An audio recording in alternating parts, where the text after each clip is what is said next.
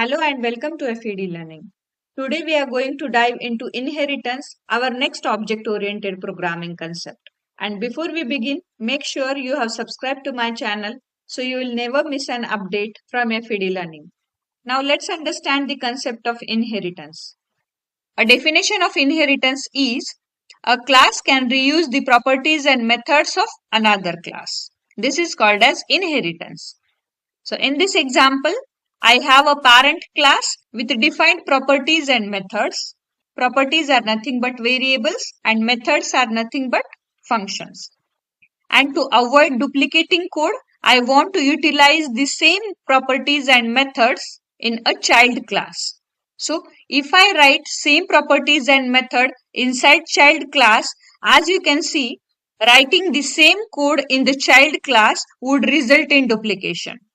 So therefore, instead of writing the same code in the child class, I can inherit the properties and methods from parent class through inheritance by extending the parent class. So we can say inheritance is a fundamental concept in object-oriented programming that allows you to create new classes based on existing classes. So inheritance is a mechanism for creating new classes based on existing ones, inheriting their properties and methods. And inheritance is implemented using extends keyword. So here class parent is an existing class and class child is a new class. And this child class is derived from parent class. So to reuse the stuff from parent class, a child class needs to extend the parent class, like class child extends parent. And extends keyword is used to establish the inheritance relationship between classes. So here child class is called as new class or derived class or subclass. And parent class is called as existing class or superclass or base class. A class which inherits the properties is known as child class, whereas a class whose properties are inherited is known as parent class. Now next, let's understand the concept of static properties and methods, and it belongs to the class itself, not its instances. So here you can see some differences between static properties and static methods. So first we'll see the definition. Variables defined within a class using the static keyword, whereas functions or methods defined within a class using the static keyword. Next, we'll talk on access. We can access variables and method directly on the class, not on instances of the class. Next is purpose.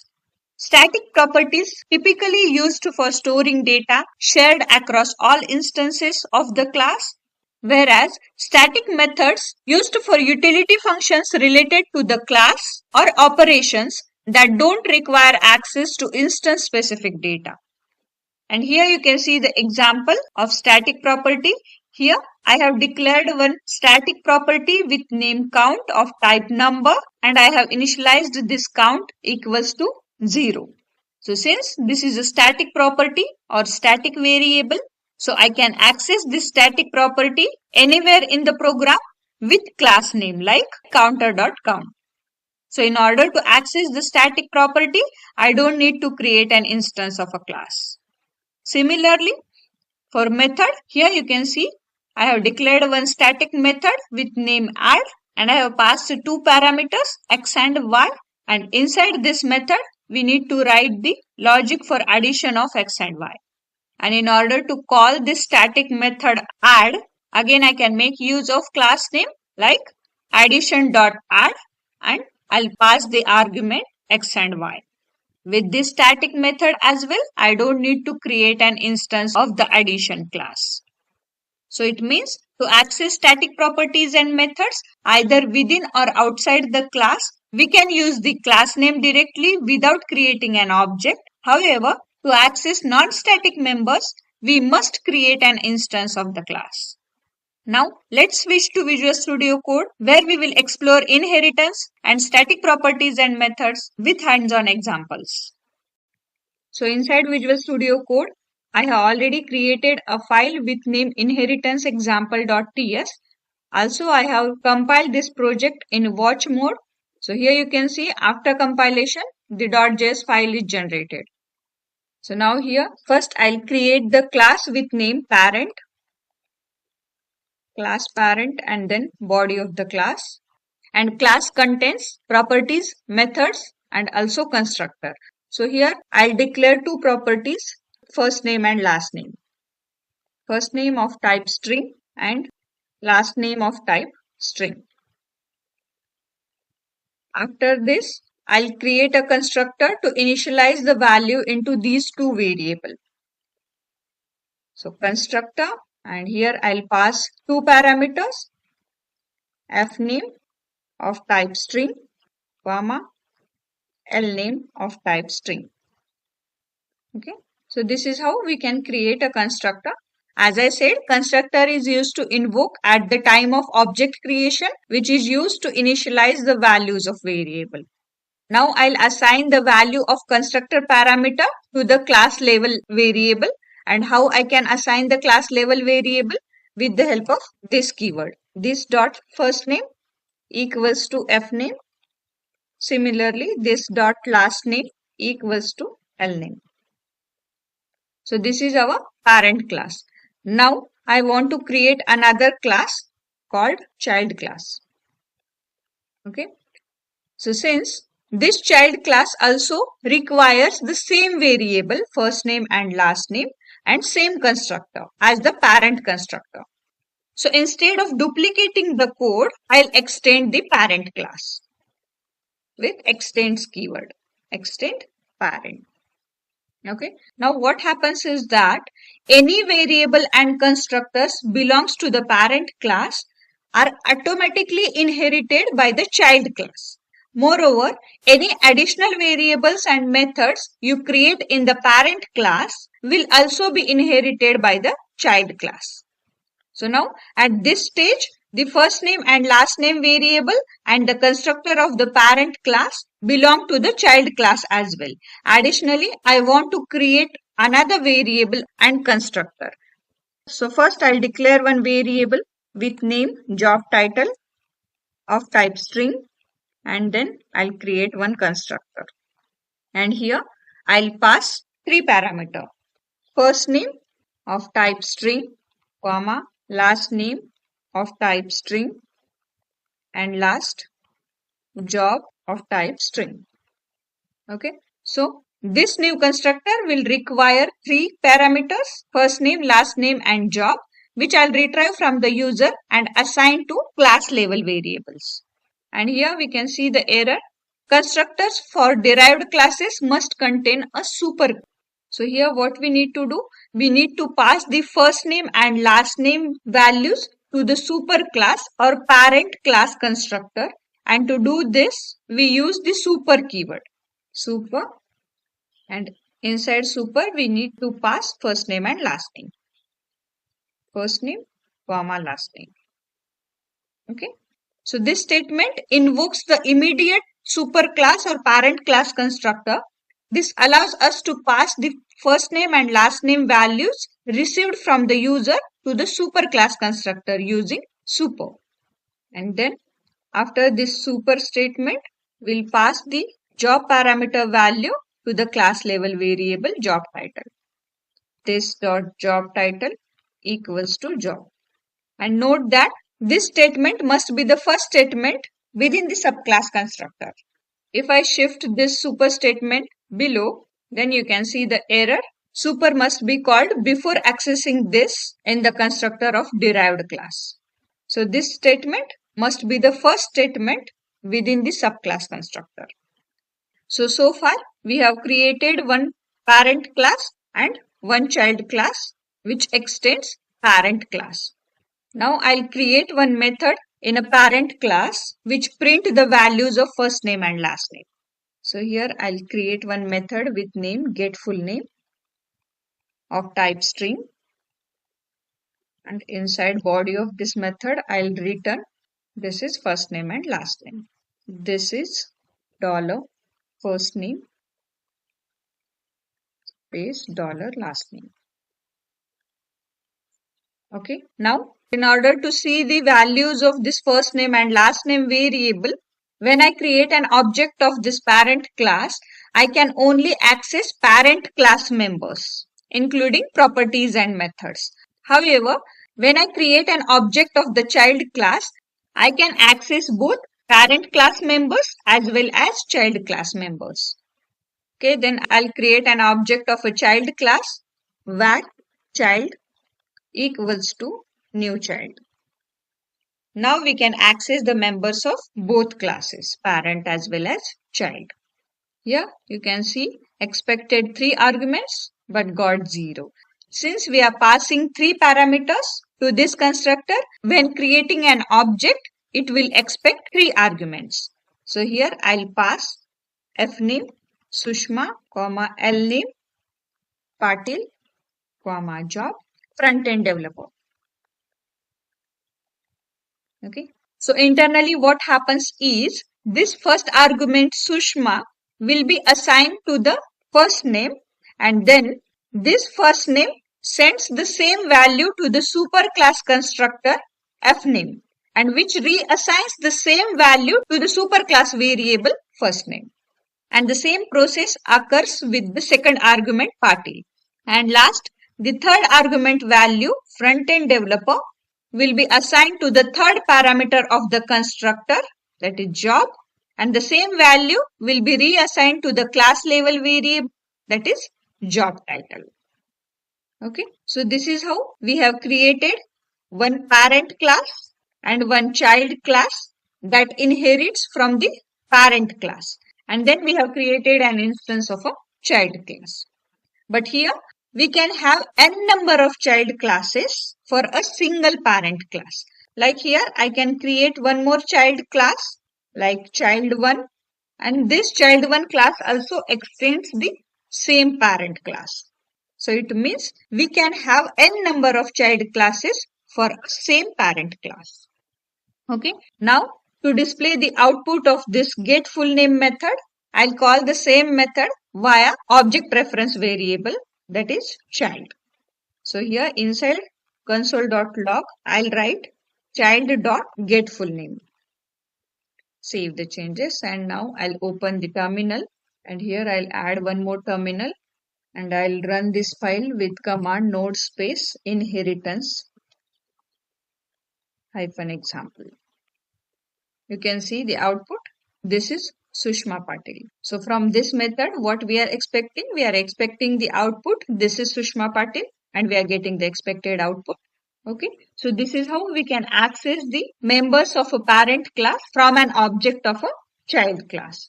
Also, we can access the property of child class here. Instead of method, I'll call job title. Save the changes, and I'll again run this file. You can see output. This is Sushma Patil and front-end developer. So this is how, by creating an object of a child class, we can access the members of both class, parent class as well as child class. So now let's discuss one more concept in inheritance.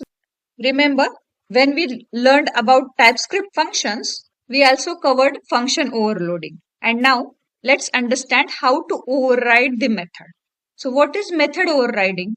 Method overriding is the process when the method defined in the base class or a parent class is redefined by a method with the same name and signature in the derived class or child class.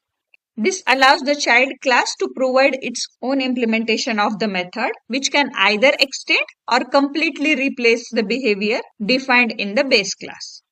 So basically, whatever implementation is done in the parent class, if I change that implementation in the child class, which is called as overloading concept, because in the child class method may or may not use the logic defined in the parent class method. And as we have seen, to invoke the methods and properties of the base class, the super keyword is used in the derived class. This keyword helps in accessing the base class methods or properties within the child class. So here, after this constructor, I want to override this getFullName method which is present in parent class. So now let's understand the method overriding concept with two different examples. First is, if you disagree with the parent class method implementation, then you can override it in the child class to provide an alternative implementation. So here I'll add comment basic method overriding. And second example, we will see method overriding using super. So it means if you want to extend or enhance the implementation of a parent class method, then also you can override it in the child class using super keyword. Okay. So under this example, what we are going to do, we don't want this implementation. We want to alter the implementation of same methods. So in this case, I can override the same method, get full name, and this method also return a string value. Because when I override this method, I should not change its definition. It means I must use the same parameters and return type. I can only modify the body of the method.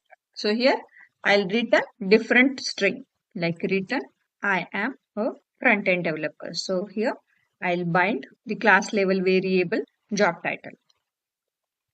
Okay, so here what I did, I don't want this message.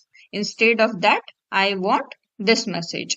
And we are passing front-end developer value to this job title variable. So if you call this get full name method, now this time we are expecting the output, I am a front-end developer. Now save the changes and I'll rerun this file. Yeah, you can see I am a front-end developer. I'll comment out this line number 33. And here you can see the expected output. I am a front-end developer.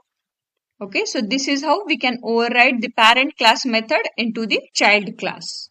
So hope you remember the concept of method overloading. In that, methods must have a same name and different signature. But in method overriding, methods must have a same name and same signature. So this is one of the difference between method overloading and method overriding. Okay, so in this method, we have completely changed the message or implementation of the get full name method. But now, in the second example, I want to display the same message along with the previous implementation, which is available in parent class.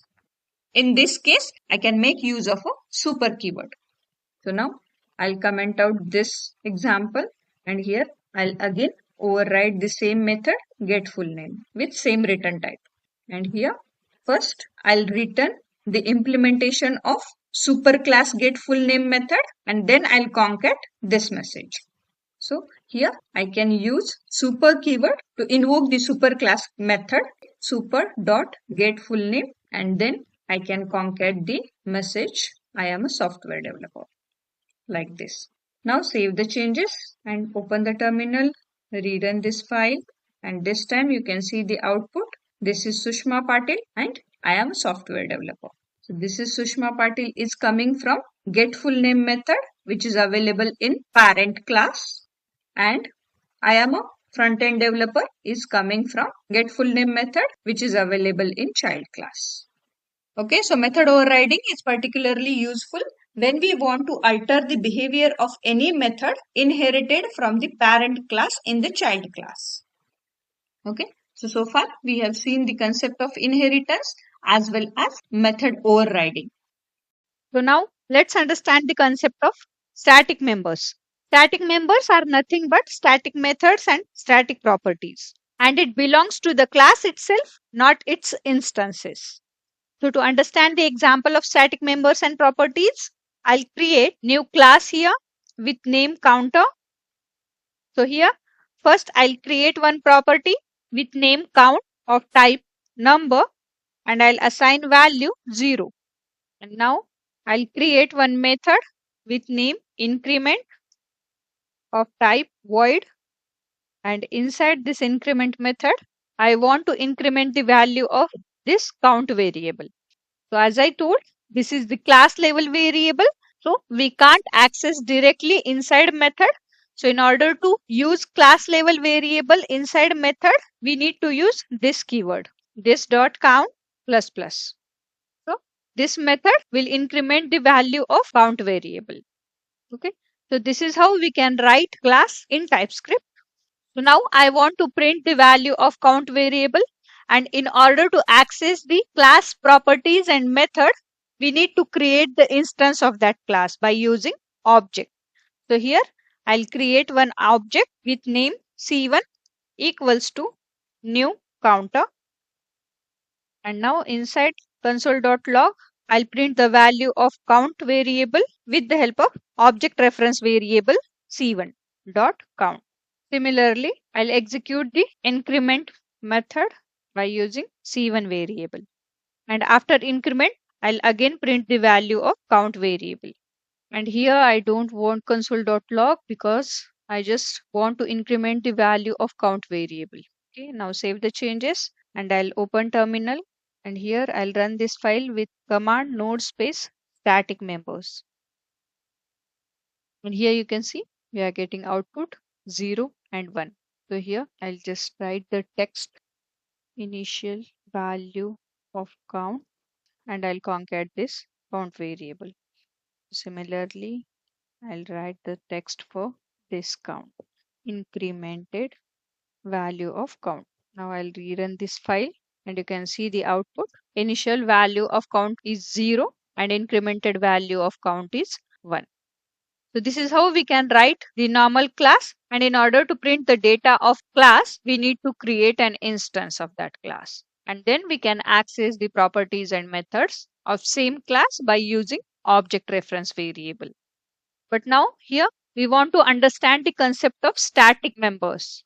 So for that, what I'll do, I'll just use static keyword before this variable as well as before this method. So now this is not a class property. Now this is a static property.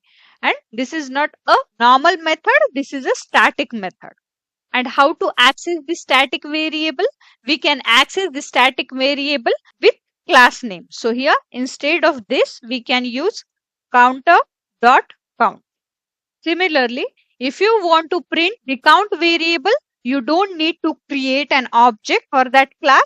You can directly add the class name, that is counter.count, and you can access the count property.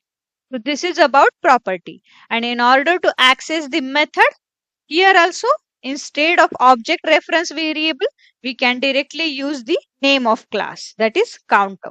Now I'll do the same changes for this console as well. And now I'll rerun this file. This time also you will get the same output. Here you can see initial value of count is 0 and incremented value of count is 1. If I run this method 2 more time, now in this case our incremented value of count will be 3. Now I'll rerun this file and you can see the initial value of count is 0 and incremented value of count is 3. So this is the benefit of static members. We don't need to create an instance of that class. So since no class instance is created, memory allocation is avoided. Okay, so what is the difference between static and non-static? And the answer is static means you can access the method over the class name without creating an object, and it is also accessible from an outer class. But without static, you need to create an object. So first we have seen the example without static properties and method, and then we have converted into static properties and methods. Now I repeat the definition of static properties and method. Static properties and methods are class members defined within a class using static keyword.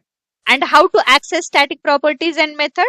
To access static properties and methods, you don't need to create a class instance. Simply use them with the class name like counter.count and counter.increment. So now what is the benefit of using static properties and methods? By utilizing static properties and methods effectively, you can improve performance, enhance code readability, and you can promote code reusability.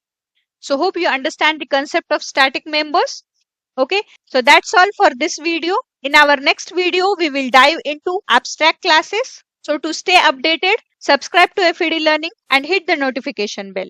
Thanks for your time. Bye-bye.